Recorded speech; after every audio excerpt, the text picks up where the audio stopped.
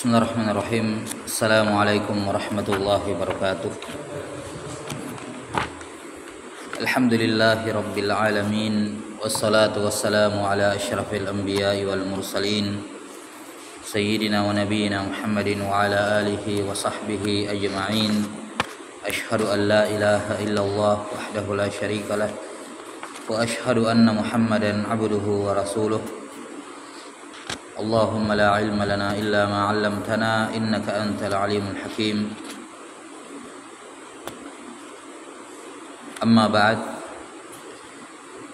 Alhamdulillah, kembali kita lanjutkan penjelasan dari kitab Al-Yaqutun Nafis fi Madhhab Ibn Idris karya Al-Allamah Ahmad bin Umar Asy-Syafiri rahimahullah yang wafat tahun 1360 Hijriyah. Kata beliau rahimahullahu ta'ala setelah menyebutkan rukun wudu, sunnah wudu dan juga makruh dalam wudu, kata beliau selanjutnya nawaqidul wudu, pembatal wudu. Qala rahimahullahu ta'ala nawaqidul wudu'i arba'atun. Pembatal wudu itu ada 4. 6. Pembatal wudu yakni al-hadas. Al-hadas adalah sebab yang menjadikan toharo itu berakhir. Sebab yang menjadikan toharo itu berakhir. Atau bisa kita katakan hadas adalah segala hal yang menghalangi keabsahan sholat. Ya. Atau hadas adalah apa? Keadaan yang menghalangi keabsahan sholat. 6. Di mana di sini penulis rahimahullahu taala mengatakan bahwa nawaqidul wudu arba'ah. Pembatal wudu itu ada 4. Yang dimaksud dengan pembatal di sini mencakup umum, yakni kalau dia belum sholat, kemudian kalau dia belum berwudu, kemudian ada pembatal wudu, ya, maka ada pembatal wudu, maka berarti wudunya tidak syah. Ya. Tapi kalau dia sudah berwudu kemudian ada pembatal wudu, maka wudunya batal. 6. Kata beliau rahimahullah, pembatal wudu itu ada 4. Al-awwal, pembatal wudu yang pertama, al-khariju min ahadis sabilaini illal mani. Pembatal wudu yang pertama adalah semua yang keluar dari salah satu dari dua jalan, yakni qubul ataupun dubur. Illal mani, kecuali mani. Ini pembatal wudu yang pertama, yakni keluarnya sesuatu dari kubul atau dari dubur. Ya, keluarnya sesuatu dari kubul atau dubur. Jadi yang merupakan hadas adalah kejadian keluarnya. Kejadian keluarnya ini yang merupakan membatalkan wudu, bukan zat yang keluar. Adapun zat yang keluar maka tidak membatalkan wudu. Misalnya yang membatalkan wudu itu buang angin, bukan angin yang keluar, ya. Bukan angin yang keluar. Yang membatalkan wudu itu kalau orang kentut. Tapi kalau ada orang sudah berwudu kena kentut misalnya, tidak batal wudunya. Karena yang membatalkan wudu adalah keluarnya, bukan zat yang keluar. Contoh lain misalnya kalau saya sudah berwudu kemudian saya injak kencing. Setelah saya berwudu saya injak kencing, saya injak tai ayam misalnya, maka wudu saya tidak batal. Ya, kenapa? Karena kencing tidak membatalkan wudu. Yang membatalkan wudu itu kalau keluar kencing dari saya. Ya. Dan sampai sini jadi dibedakan antara hadas dengan najis. Kalau yang keluar itu najis, kayak kencing itu najis. Tapi kalau hadas itu adalah kejadian keluarnya. Nah, itu yang membatalkan wudu. Jadi yang membatalkan wudu adalah keluarnya kencing, bukan kencingnya. Sudah sampai sini? Ya, maka ini butuh dibedakan. Kata beliau, keluarnya sesuatu dari kubul atau dubur. Apapun yang keluar dari kubul atau dubur semuanya najis. Semuanya membatalkan wudu. Apapun yang keluar dari kubul, dari depan atau dari dubur, dari belakang, apapun wujudnya yang keluar maka membatalkan wudu. Baik yang keluar itu suci seperti kentut, ya, ataukah yang keluar itu najis, ya, seperti kencing misalnya. Baik yang keluar itu benda cair seperti kencing, atau yang keluar itu benda padat seperti misalnya kotoran, ya, kalau orang buang air besar, ataukah sifatnya gas seperti angin itu dari depan atau dari belakang. Angin dari depan atau dari belakang. Ini membatalkan wudu. Baik yang keluar itu memang sesuatu yang normal, sering keluar dari situ seperti kencing dan semacamnya, atau sesuatu itu jarang keluar, yakni jarang terjadi. Seperti misalnya seorang cacingan misalnya, yang keluar cacing tok, maka ini sudah membatalkan wudunya. Sudah membatalkan apa? Sudah membatalkan wudunya. Atau misalnya ada orang tidak sengaja ketelan uang logam, kemudian ketika dia jongkok keluar uang logam untuk keluar, tidak ada yang lain, maka ini juga batal wudunya. Ini juga batal wudunya, walaupun benda itu jarang keluar dari situ, bukan mu'tad, ya, bukan hal yang biasa keluar. Namun kalau keluar dari dua jalan maka batal wudunya, ya, maka batal wudunya. Jelas ya? Taib.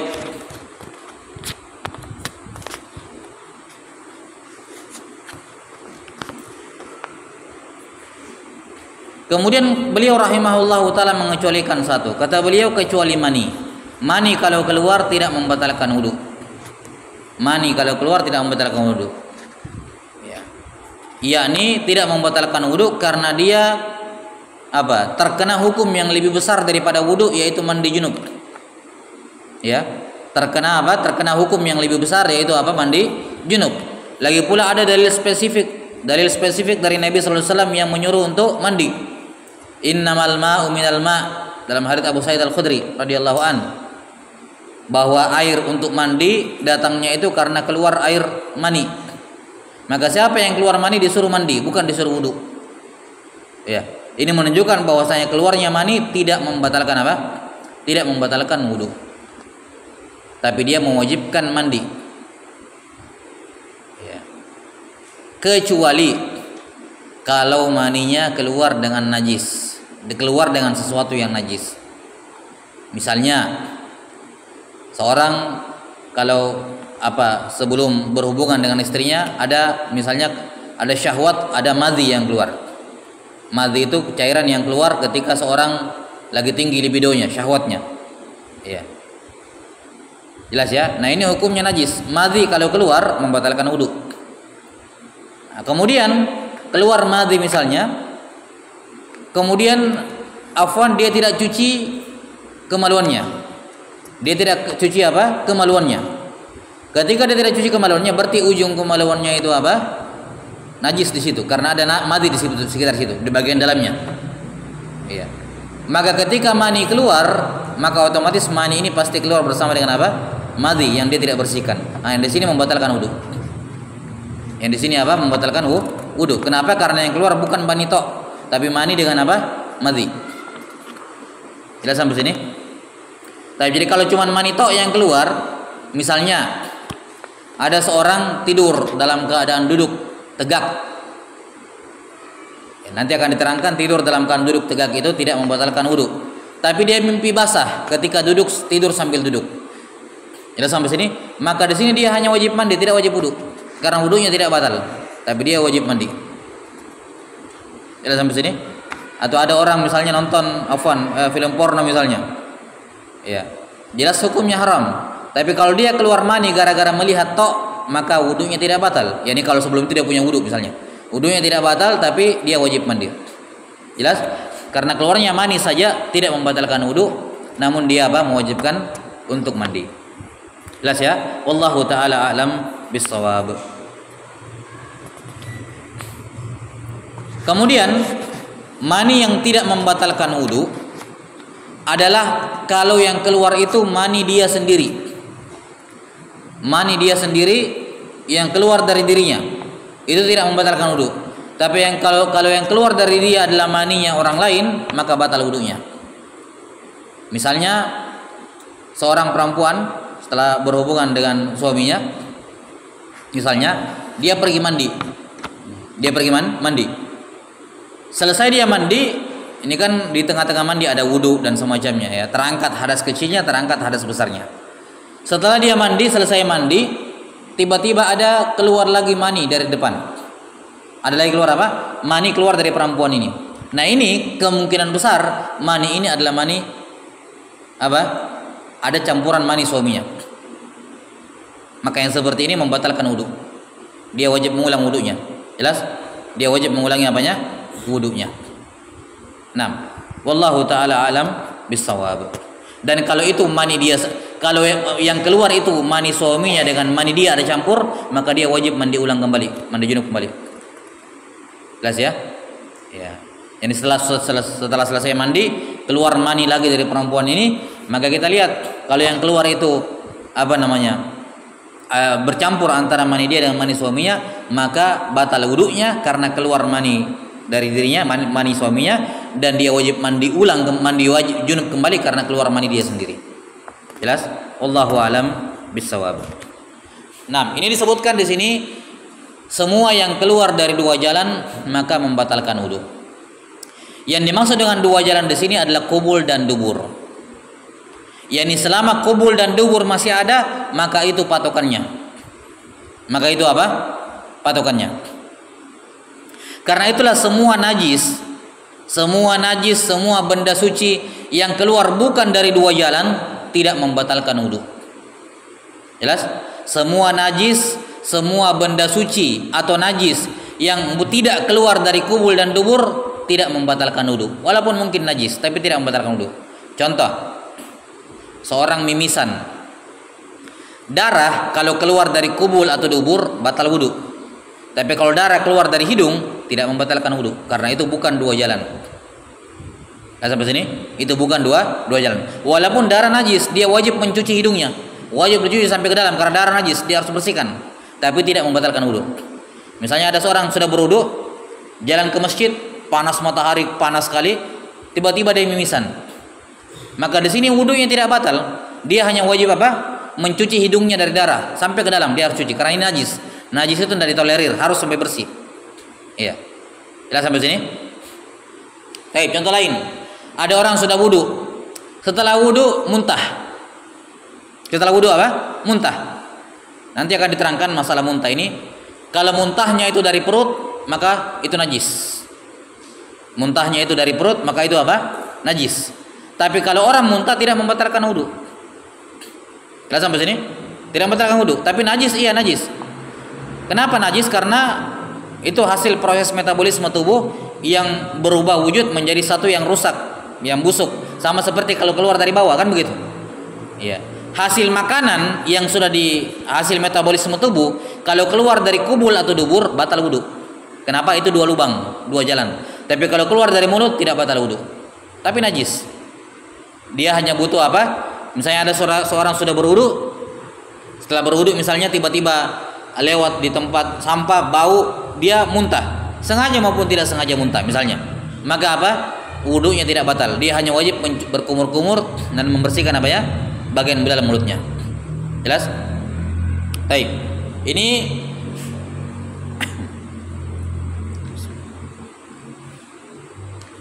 Ini dua jalan ya. Jadi hanya membatalkan wudhu kalau keluar dari dua jalan.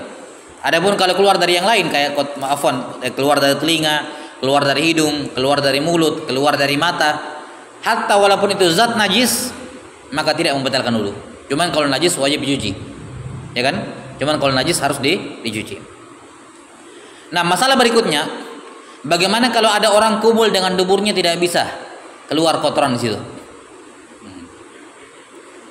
Jelas sampai sini? Bagaimana kalau ada orang kotorannya itu keluar bukan dari kubul dan dubur?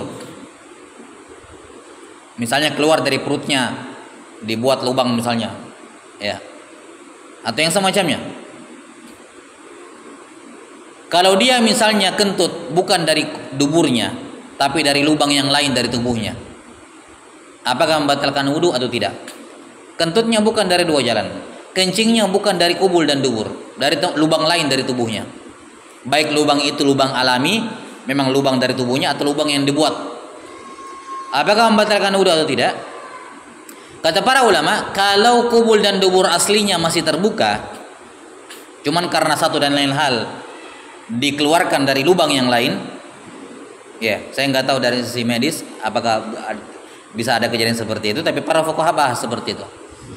Kalau misalnya kubul atau duburnya tetap terbuka dan tertutup, cuman karena satu dan lain hal kotorannya diarahkan dari tempat lain, maka tidak batal wudunya. Tidak batal apa? Wudunya. Tetap patokannya kubul dan dubur. Selama kubul dan duburnya masih terbuka. Iya, kubul dan duburnya apa?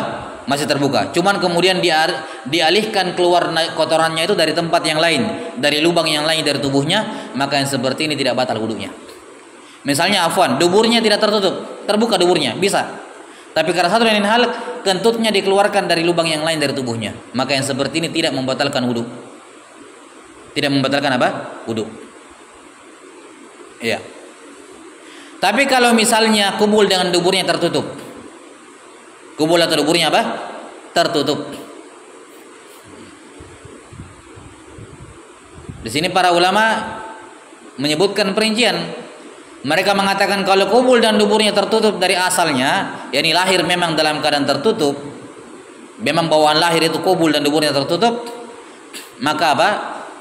Keluarnya kotoran dari apa? Selain kubul dan dubur, dari lubang manapun dari tubuhnya, itu membatalkan wudu. Itu membatalkan wudu. Kalau lubangnya bawaan. Tapi kalau bukan bawaan, misalnya dia lahirnya normal, kemudian ketika besar tiba-tiba ada penyakit yang membuat kubul dan duburnya tertutup atau harus ditutup. Harus ditutup. Nah, maka mereka mengatakan hanya membatalkan wudu kalau kalau lubang pada tubuhnya itu berada di bawah perut ke bawah.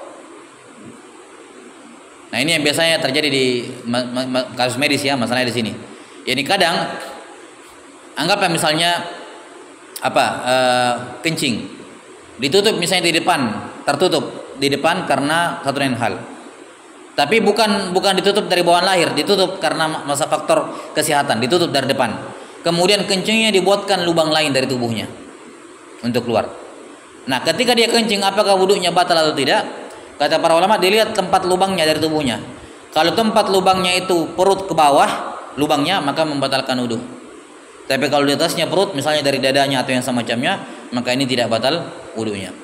Nah, ini tambahan saja ya untuk menunjukkan bahwa pembahasan atau kalimat di kalangan ulama itu maknanya sangat luas. Maknanya sangat luas. Baik, ini pembatal wudu yang pertama, yaitu keluarnya sesuatu dari dua jalan. Pembatal wudu yang kedua, as-tsani zawalul aqli, hilangnya akal. Semua bentuk hilangnya akal itu membatalkan wudu. Kenapa? Karena dia madhannatun lil hadas. Madhannatun lil hadas artinya kondisi-kondisi di mana kalau seorang itu rawan berhadas dan dia tidak sadar kalau keluar. Iya. Dalam hal ini biasanya kentut. Kalau yang lain kan keluar orang sadar ya, pakai celana, pakai bawahan, pasti basah kalau kelihatan. Yang repot kan kentut karena tidak ada baunya, tidak ada rasa warnanya, tidak kelihatan, tidak ada wujudnya kan, bentuk gas. Nah, orang yang kehilangan akal dengan semua bentuk kehilangan akal, kenapa membatalkan wudu? Karena hilangnya akal itu madhannatun lil hadas. Artinya apa?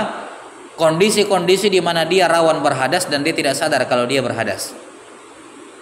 Kondisi rawan di mana sangat rawan dia kentut, dan ketika dia kentut dia tidak bisa ingat kalau dia itu kentut. Karena itulah hilangnya akal dijadikan pembatal wudu. Hilangnya akal ini banyak jenis. Yang pertama misalnya gila. Ya, gila. Gila ini hilangnya kesadaran dari dalam hati secara keseluruhan. Ini gila. Ya, hilangnya kesadaran dari dalam hati seseorang, dari dalam diri seseorang secara total. Itu gila. Kemudian termasuk dalam kategori hilang kesadaran adalah pingsan. Pingsan itu hilangnya kesadaran, ya, tapi tidak secara keseluruhan, tidak total, hanya pada saat dia pingsan saja. Hilangnya kesadaran yang diiringi dengan hilangnya kekuatan pada anggota tubuh karena dia pingsan. Semisal juga dengannya mabuk. Ya, mabuk. Ini mabuk nanti membatalkan wudu kalau mabuknya sudah menghilangkan akal, ya. Adapun kalau baru pendahuluan, baru mau mabuk tapi masih sadar-sadar sedikit, itu tidak membatalkan wudu. Jadi hanya membatalkan wudu kalau total akalnya sudah hilang. Tapi kalau baru pendahuluan minum, baru masih ada sadarnya, masih ada tidaknya, ini belum batal. Ya, membatalkan wudu kalau dia mabuk. Semisal juga dengannya tidur. Tidur juga membatalkan wudu. Tidur juga membatalkan wudu. Jadi semua bentuk ketidaksadaran ini membatalkan wudu. Berdasarkan ijma para ulama, An-Nawawi rahimahullah mengutip ijma bahwasanya gila dan juga pingsan itu membatalkan wudu. Dan Nabi SAW di akhir-akhir umur beliau pernah pingsan beberapa kali. Pernah beliau pingsan, kemudian ketika beliau sadar, beliau tanya, apakah orang-orang sudah sholat? Kata Bilal, belum ya Rasulullah, masih menunggu Anda. Maka beliau pun minta air. Setelah itu beliau berwudu. Setelah berwudu baru mau berdiri, pingsan lagi. Ya. Setelah itu sadar lagi, minta lagi air, berwudu lagi. Menunjukkan pingsan itu membatalkan wudu. Pingsan itu membatalkan wudu. Yani kalau pingsan saja membatalkan wudu, demikian pula gila membatalkan wudu, apalagi tidur. Apalagi tidur. Karena tidur lebih berat. Apalagi ada hadis dari Nabi sallallahu alaihi wasallam, kata Nabi sallallahu alaihi wasallam, al-ainani wika'us sahi, ya, wika'u as-sahi, faman nama falyatawadda, bahwa kedua mata itu pengikat bagi dubur.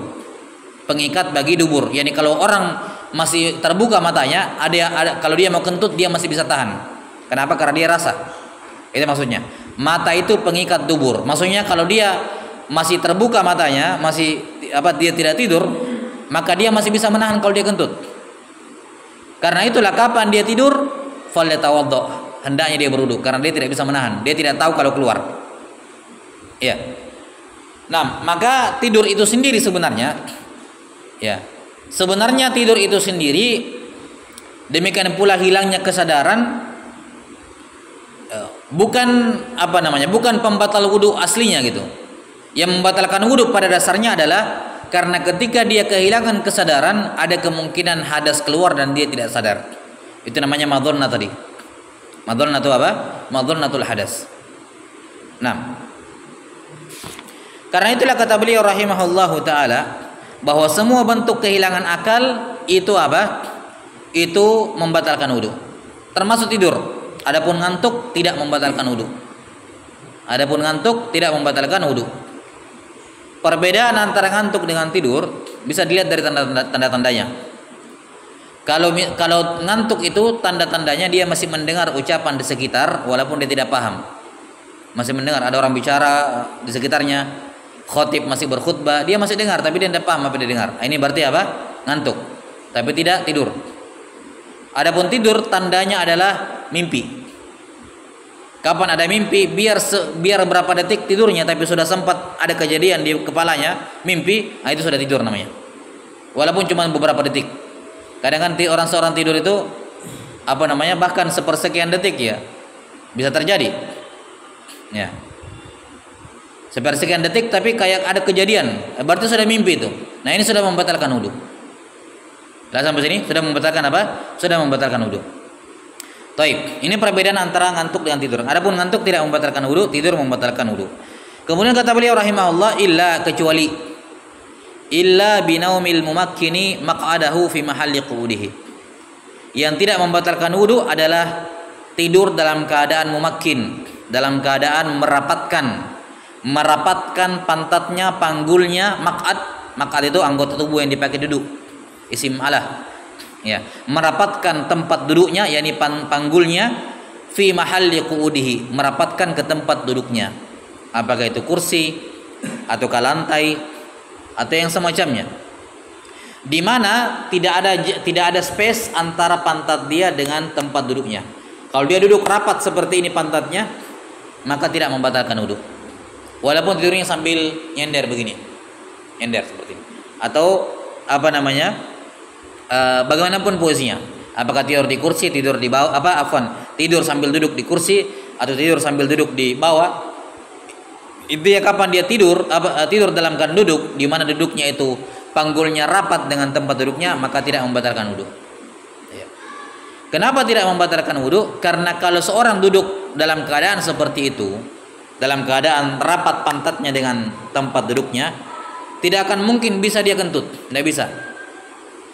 Sehingga kalaupun mau keluar, selama posisinya seperti itu tidak akan bisa kentut, kecuali dia miring, ya kan? Dia miring seperti ini ke depan atau ke belakang.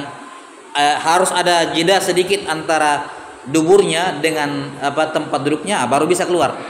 Tapi ketika rapat tidak akan mungkin bisa keluar. Karena itulah tidur ke dalam keadaan duduk seperti ini tidak membatalkan wudu. Sudah sampai sini? Ya. Adapun tidur dalam keadaan selain duduk seperti itu maka membatalkan wudu.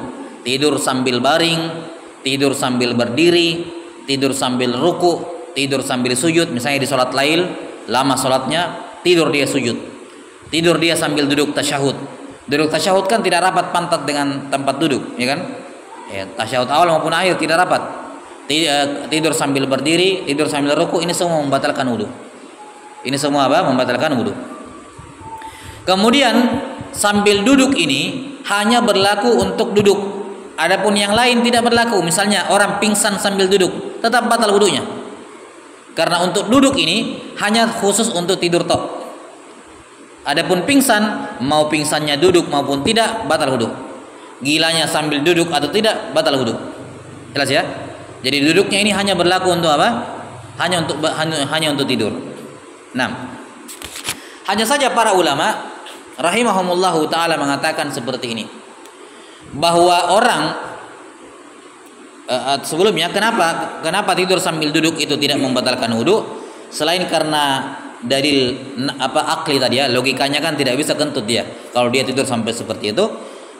Juga ada dari riwayat dari Nabi SAW atau dari hadits Anas bin Malik riwayat Imam Muslim tentang para sahabat yang menunggu Nabi Muhammad SAW keluar untuk sholat isya. Mereka tidur ya, mereka tidur sampai kepala mereka jatuh ke bawah. Sampai sini, sampai jatuh ke bawah, kepala mereka jatuh ke lantai, kemudian mereka terbangun. Nabi SAW datang, mereka langsung sholat dan tidak berwudu lagi. Ini jelas menunjukkan bahwa wudu para sahabat tidak batal. Kenapa? Karena mereka tidur sambil duduk, rapat pantatnya ke tanah. Baik. Kemudian ini hal yang penting. Tidur sambil duduk ini hanya tidak membatalkan wudu kalau terpenuhi beberapa syarat. Tidur dalam keadaan duduk mumakkin seperti ini hanya tidak membatalkan wudu kalau terpenuhi beberapa syarat. Kapan tidak terpenuhi syaratnya maka batal wudunya walaupun duduknya tegak. Jelas? Kapan tidak terpenuhi syaratnya walaupun duduknya rapat dengan rapat dengan tanah, tapi kalau tidak terpenuhi syaratnya maka tetap batal wudunya. Syarat yang pertama dia tidak berubah posisinya ketika tidur. Maksudnya misalnya dia duduk tegak, setelah itu dia jatuh kemudian sambil tidur ini duduk lagi. Nah, ini kan berarti sudah berubah dari posisinya, sudah tidur terlentang kan begitu. Walaupun dia kembali duduk lagi, maka ini sudah batal wudunya. Jelas? Ini syarat yang pertama. Jadi tidak berubah posisi. Syarat yang kedua, dia bangun dalam keadaan duduk. Bangunnya masih dalam keadaan duduk. Ya. Kalaupun dia jatuh, dia langsung bangun, seperti sahabat tadi. Jatuh langsung bangun, jadi tidak sempat batal wudunya. Sudah sampai sini? Kalau misalnya ada orang tidur duduk, tegak, tapi pas bangun posisinya sudah miring, ini sudah. Ini tetap batal wudunya. Jadi syarat yang kedua, ketika dia bangun posisinya masih seperti itu. Posisinya masih seperti tidak berubah, tetap mumakkin maq'adatahu minal ardh. Kemudian syarat yang ketiga, bodinya itu, tubuhnya itu standar, tidak terlalu, bukan gemuk sekali, tidak kurus sekali.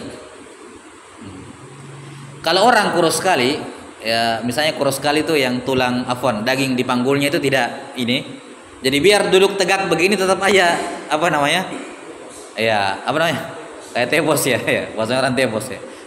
Jadi biar duduk tegak begini tetap aja apa, ada space. Maka yang seperti ini biar duduk tegak tetap batal wudunya, tetap batal wudunya. Jelas sampai sini? Iya, tetap batal wudunya kalau dia terlalu kurus. Demikian pula kalau terlalu gemuk. Kalau dia terlalu gemuk, afwan, terlalu gemuk misalnya sekali, dia kalau mau kentut tidak bisa ketahan. Iya, tidak bisa ketahan, makanya juga membatalkan wudunya. Jadi ini hanya berlaku kalau ya bodinya itu, apa tubuhnya itu ya normal lah, tidak kurus sekali panggulnya, tidak juga apa terlalu gemuk. Tapi ini berapa syarat? 3 syarat yang disebutkan oleh para ulama. Wallahu a'lam bishawab. Syarat yang keempat ada, yaitu tidak ada orang adil, tidak ada orang terpercaya yang mengabarkan kepada dia bahwa tadi kamu kentut. Nah, misalnya saya duduk tegak nih, saya akan duduk tegak sampai saya selesai bangun tegak. Tapi teman saya di samping dan dia orang terpercaya mengatakan kepada saya tadi kamu kentut. Nah, ini sudah batal wudunya. Sudah sampai sini? Batal apa? Wudunya. Jadi syaratnya tidak boleh ada orang terpercaya. Saksi. Nah, saksi ini syaratnya laki-laki, tidak boleh perempuan. Kalau perempuan bilang batal, tidak syah, tidak bisa diterima. Karena persaksian perempuan dalam hal ini tidak diterima. Lihat sampai sini? Ya, jadi persaksian saksi yang adil. Saksi yang adil itu yakni apa namanya? Laki-laki. Syarat-syaratnya dibahas di buku-buku ya. Tapi kalau perempuan tidak. Kalau saya duduk misalnya, ya, terus ada yang mengabarkan apa batal wudu, laki-laki batal, maka itu batal wudu. Dia bilang kamu tadi duduk tapi keluar kedengaran misalnya, nah, ini batal. Jelas? Wallahu a'lam bishawab. Dan sebagian ulama mengatakan perempuan pun syah. Sebagian ulama mengatakan hatta walaupun perempuan yang mengabarkan, ya ini bukan saksi yang apa namanya? Ya, bukan saksi yang adil, tapi kalau perempuan mengabarkan dan tentunya dia perempuan terpercaya misalnya, bukan orang ini, bukan orang suka ngeprank gitu ya. Ya. Dia terpercaya ya, sebagian mengatakan tetap diterima. Jelas ya? Wallahu a'lam bishawab. Baik, ini 4 syarat tidur sambil duduk itu tidak membatalkan wudu. Jelas? Ya, kapan tidak terpenuhi 4 syarat itu? Walaupun dia duduk tegak, rapat panggulnya dengan tanah, maka tetap batal apa? Wudunya. Wallahu a'lam bishawab. Pembatal wudu yang ketiga, as-salisu iltiqa'u basyaratai rajuli wal mar'atil kabirainil ajnabiyain min ghairi hail. Pembatal wudu yang ketiga adalah bertemunya dua kulit laki-laki maupun perempuan yang sudah besar, tidak ada hubungan mahram antara keduanya, tanpa pelapis. Tanpa pelapis. Tapi mengapa bersentuhan dengan perempuan bukan mahram tanpa pelapis membatalkan wudu? Karena dia juga madhannatul hadas. Madhannatu apa? Al hadas. Ya. Kondisi di mana rawan dia keluar madhi, ya, dalam kondisi seperti itu. Itu madhannatul hadas. Dan madhanna tuqamu maqamal ma'innah, kata para ulama. Yang namanya madhanna, dugaan besar, itu dihukumi sama seperti keyakinan. Ya. Perhatikan ya, ini kaidah yang penting dalam Islam. Jadi dalam Islam itu ada namanya kondisi-kondisi rawan, namanya madhannah, yang kemungkinan besar atau pada sebagian besar keadaan terjadi. Itu namanya madhannah. Walaupun ada sebagian kecil tidak terjadi, tapi bukan berarti hukumnya jadi dua. Kalau terjadi maka kena hukum, kalau tidak terjadi tidak kena hukum. Islam tidak seperti itu cara syariatnya, sifat syariatnya. Islam syariatnya kalau ada sebagian besar sudah terjadi, terus ada kejadian kecil yang tidak terjadi, maka tidak dijadikan hukum. Yang madhannah, yang rawan terjadinya atau kemungkinan besar terjadinya atau pada kebanyakan keadaan terjadinya, itu yang dijadikan hukum, dijadikan hukum baku. Saya kasih contoh. Kita tidak berbicara masalah wudu. Secara umum, kenapa bersentuhan dengan perempuan yang bukan mahram dilarang dalam Islam? Jabat tangan misalnya dengan perempuan yang bukan mahramnya, kenapa dilarang dalam Islam? Kita tidak berbicara masalah wudu dulu, hukum. bersentuhan dengan perempuan yang bukan mahram. Kenapa? Karena itu madzannatus syahwah. Madzannatu apa? Syahwah. Yani kebanyakannya pada sebagian besar kasus orang bersentuhan laki-laki perempuan tidak bukan mahram itu apa? Melahirkan apa? Syahwat. Itu sebagian besarnya. Apakah semua seperti itu? Tidak semua seperti itu. Ada juga kasus-kasus yang tidak ada syahwatnya. Misalnya seorang dengan sepupunya. Oh, saya dengan sepupu saya perempuan, saya sentuhan ya, tidak ada syahwat sama sekali. Saya dari kecil sama dia, ya kan? Nah, misalnya. Atau ada orang sudah tua, kakek-kakek bersentuhan sama perempuan yang masih muda. Si kakek ini tidak ada syahwatnya. Jelas sampai sini? Tidak ada syahwatnya. Atau misalnya semacamnya. Di sini tidak bisa kita katakan bahwa nanti dilarang bersentuhan dengan perempuan bukan mahram kalau ada syahwat. Kalau tidak ada syahwat tidak apa-apa. Ya. Ini kan sepupu saya tidak ada syahwat, tidak apa-apa saya sentuhan sama dia. Atau ini kan orang sudah tua, ibu sudah nenek, saya bersentuhan sama dia tidak apa-apa, kan tidak ada syahwat. Bukan itu masalahnya. Memang betul tidak ada syahwat, tapi dalam Islam kejadian seperti itu tidak bisa dijadikan patokan.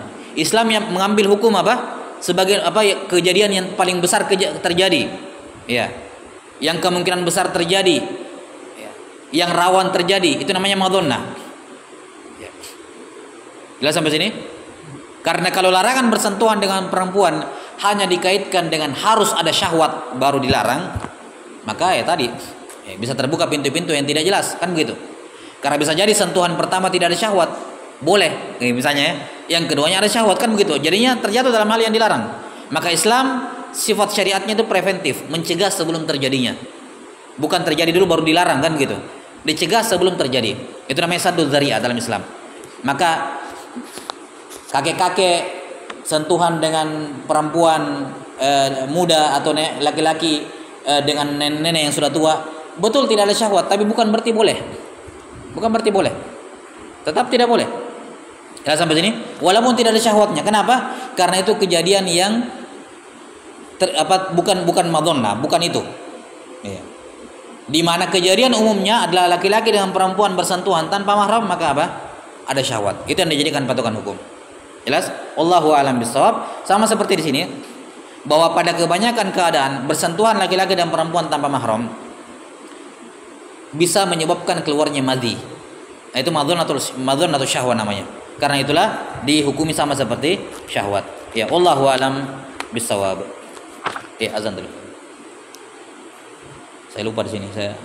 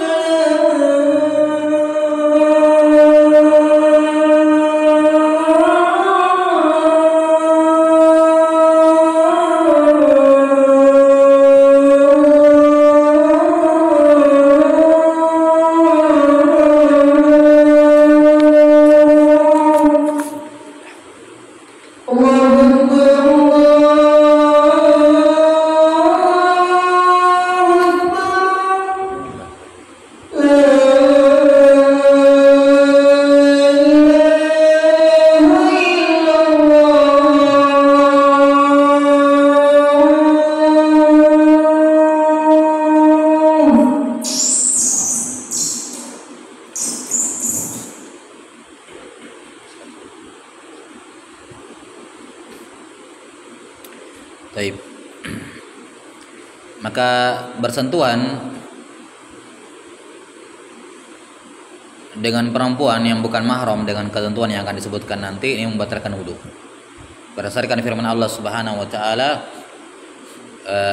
dalam ayat wudu ketika Allah taala menyebutkan pembatal-pembatal wudu, au jaa ahadum minkum minal ghaid aw lamastumun nisa, atau kalian habis buang air baru pulang dari tempat buang air, yakni habis buang air, atau kalian menyentuh perempuan, aw lamastumun nisa. Ya. La masa dalam ayat ini ditafsirkan dalam qiraah yang lain. Dalam qiraah yang lain dibaca aw lamastumun nisa. Aw lamastumun nisa. Jadi la masa bermakna lamas. Dan al-lamas dalam bahasa Arab itu bermakna al-jassu bil yad, menyentuh dengan tangan. Ya. Al-lamas secara bahasa bermakna al-jassu bil yad, menyentuh dengan apa? Dengan tangan. Berdasarkan firman Allah taala, "Lau anzalna 'alaika kitaban fi qirtasil lalamasuhu bi aydihim." Dalam surah Al-An'am. Seandainya kami menurunkan kepada kamu wahai Muhammad Al-Qur'an dalam sebuah kertas, berupa kertas turunnya, bukan berupa hafalan Al-Qur'an. Ya, seandainya kitab suci itu sama seperti Taurat. Taurat dulu kan tertulis, nggak dihafal. Nabi Musa tidak menghafal, langsung dikasih begitu. Kalau Al-Quran kan turunnya dengan cara dihafal. Ya. Nah, baru ditulis setelah ada yang hafal, baru ditulis, kan begitu. Setelah Nabi SAW menghafal, baru ditulis. Kata Allah Ta'ala, seandainya kami menurunkan Al-Quran dalam bentuk di kertas, ya bukan dihafal, di kertas tok, lalamasuhu bi aidihim, niscaya mereka akan menghapusnya atau menyentuhnya dengan tangan mereka. Jelas sampai sini? Maka ini menunjukkan bahwa al-lamas itu dengan tangan.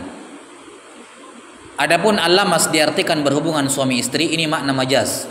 Memang di antara makna majaz dalam makna lamas dalam bahasa Arab adalah al-jima, berhubungan suami istri. Namun ini makna majaz, bukan makna hakikinya, dia makna metafor. Ya, makna kiasan.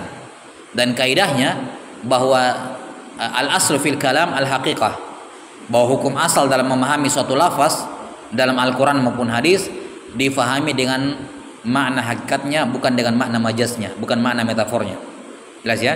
Maka makna hakikat dari al-lamas atau al-lamas adalah apa? Menyentuh dengan tangan.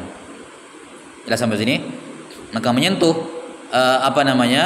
perempuan yang bukan mahram ini membatalkan wudu. Jelas ya, membatalkan wudu.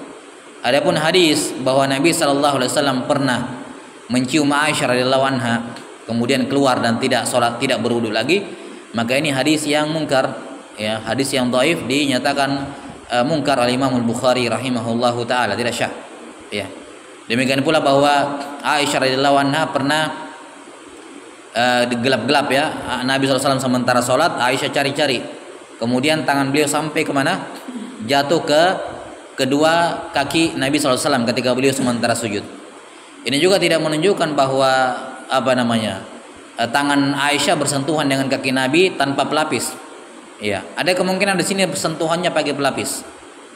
Ya, dan bersentuhan dengan perempuan yang bukan mahram dengan pelapis memang tidak membatalkan wudu.